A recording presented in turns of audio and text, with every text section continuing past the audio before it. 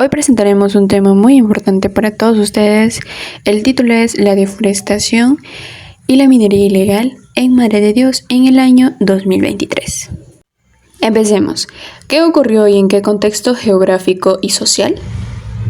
Lo que ocurre es un fenómeno de destrucción ambiental y social que ha tomado fuerza nuevamente entre 2022 y 2026, aunque hace unos años el gobierno intentó detener la minería ilegal con militares. Los mineros han regresado con más fuerza porque el precio del oro en el mundo está muy alto, lo que hace que el riesgo les parezca rentable en este tiempo.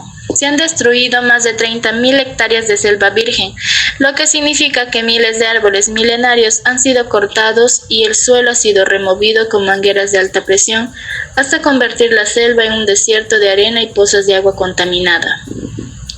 Geográficamente, el problema se concentra en el sureste del Perú, en una zona llamada La Pampa, y en las orillas de los ríos importantes como el Inambari. El desastre ya no se queda solo en las áreas permitidas, sino que ha invadido zonas protegidas como la Reserva Nacional Tambopata, que es uno de los lugares con más especies de animales y plantas en el planeta. Al usar mercurio para separar el oro de la tierra, los mineros están envenenando el agua de los ríos. Ese mercurio se queda en los peces y cuando las familias locales o las comunidades indígenas comen esos peces, el metal entra en sus cuerpos, causando enfermedades graves en el cerebro y en el sistema nervioso que no tienen cura. En el aspecto social, la situación es muy oscura porque la minería ilegal ya no es solo gente buscando trabajo, sino que está manejada por mafias y crímenes organizados.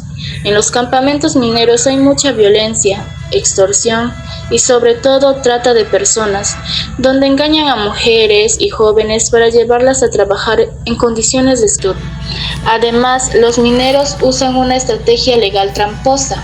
Presentan papeles para pedir permisos mineros que saben que no les van a dar, pero usan el documento del trámite para confundir a la policía y seguir trabajando sin que se los expulse fácilmente. En resumen, es una crisis donde se pierde la selva, se enferma la gente y crece el crimen, todo impulsado por la ambición de sacar oro rápido a cualquier costo. ¿Qué factores naturales y humanos aumentaron la magnitud del impacto?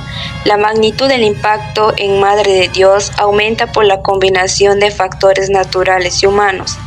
El ecosistema amazónico es frágil y se degrada fácilmente con las lluvias y la pérdida de vegetación.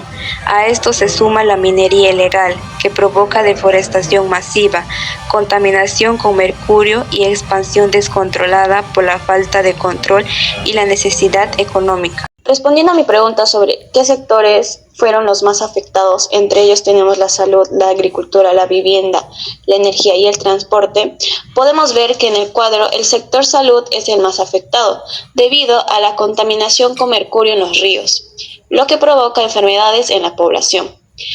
También podemos ver la agricultura, que también se ve muy perjudicada, porque la minería destruye el suelo y los bosques, dejando tierras no aptas para cultivar. Además, la vivienda se afecta por la aparición de asentamientos informales, donde muchas personas viven sin servicios básicos. Por otro lado, el transporte y la energía se ven afectados de manera indirecta, aunque en menor nivel. ¿Qué peligros, vulnerabilidades y riesgos se identifican en este caso? Bueno, a continuación daré una breve explicación. Tenemos peligros que son amenazas externas, es un peligro o un fenómeno físico que origina el hombre y puede ocasionar múltiples daños. Tenemos la minería aluvial de oro, que es el uso de dragas, la contaminación por mercurio, que es el vertido directo de metales pesados, la deforestación masiva, que es prácticamente la eliminación de la capa vegetal y la pérdida de la biodiversidad local.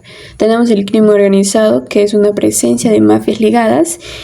Aquí se da un dato importante sobre la trata de personas, explotación laboral y sicariato que protegen las zonas mineras. Las vulnerabilidades, que son las debilidades internas, aquí se dan las predisposiciones en la zona o la población que pueden sufrir daños. Esto se debe a muchos factores, tanto sociales, económicos o físicos. Tenemos el institucional, que es la escasa presencia del Estado y la debilidad de la fiscalización de zonas remotas como La Pampa. En la socioeconómica tenemos altos niveles de pobreza y falta de alternativas de solución.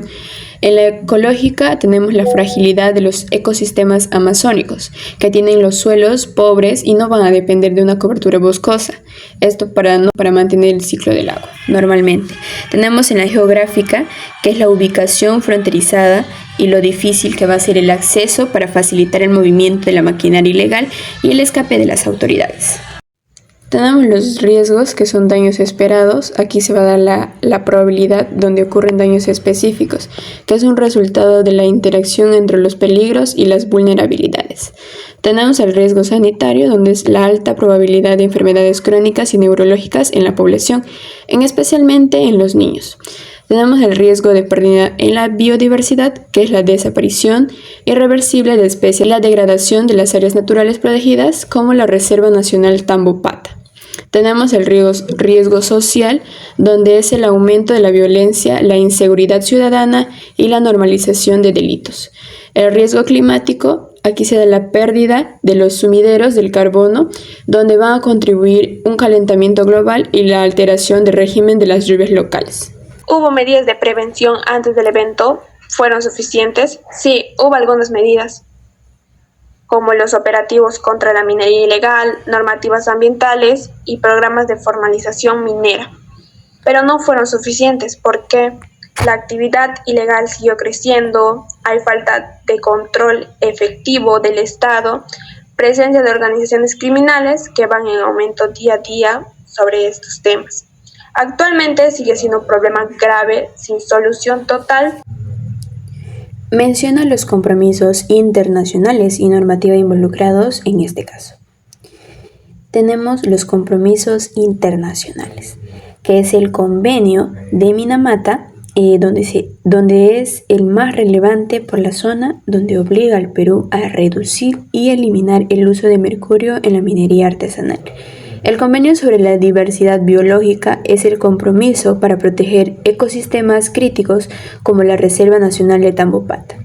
Tenemos el Acuerdo de París, el COP21, que es Perú, donde se va a comprometer a reducir la deforestación para mitigar el cambio climático. Tenemos la Declaración Conjunta de Intención, es un acuerdo de Noruega, Alemania, para recibir los fondos a cambio y reducir la pérdida de bosques amazónicos. Normativa Nacional del Perú. Decretos legislativos 1100 y 1102. Establecen las acciones de interdicción, que es la destrucción de maquinaria, y tipifican la minería ilegal como un delito penal. Tenemos el decreto legislativo del 1105, donde definen el proceso de formalización minera y separa al minero informal del ilegal. En la ley número 29763, es la ley forestal, regula la protección de la cobertura boscosa y sanciona el cambio de uso del suelo sin autorización. ¿Qué políticas nacionales se activaron en respuesta al evento? Vigente para erradicar Se crearon la varias en zonas políticas críticas como la la etapa de contención desde el 2010 ante la emergencia ambiental y el avance descontrolado de la minería ilegal. También decretos contra la minería para prohibir actividades en zonas protegidas. Y se creó el Ministerio del Ambiente en el 2008 para fortalecer la gestión ambiental y estrategias de intervención usando las Fuerzas Armadas y Policía.